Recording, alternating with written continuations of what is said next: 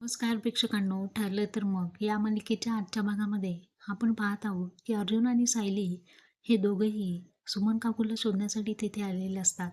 आता त्या बंद दरवाजामधून आवाज येत असतो. सुमन यांना संकेत देत असते की मी इथेच आहे, मला इथून सोडवा.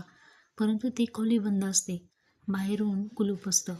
इकडे आपण पाहतो की घरामध्ये सगळेजण सुमनची वाट पाहत असतात. कुठे गेली असेल, काय झालं असेल. तर आपण पाहतो की अर्जुनला समजलेलं असतं सुमन काकू आतमध्ये आहे. तो सायलीला म्हणतो तू बाजूला हो आणि सुमन काकूला सुद्धा सांगतो तुम्ही दरवाजापासून लांब राहा, कारण मी आता दरवाजे तोडत आहे.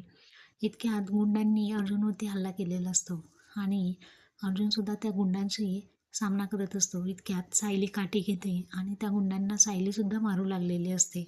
त्या गुंडांकडून त्या घराची चावी तिथे पडते आणि अर्जुनला सायली सांगते की अहो, ही घ्या चावी, इथे आहे. तर अर्जुन आता सुमनला सोडवणार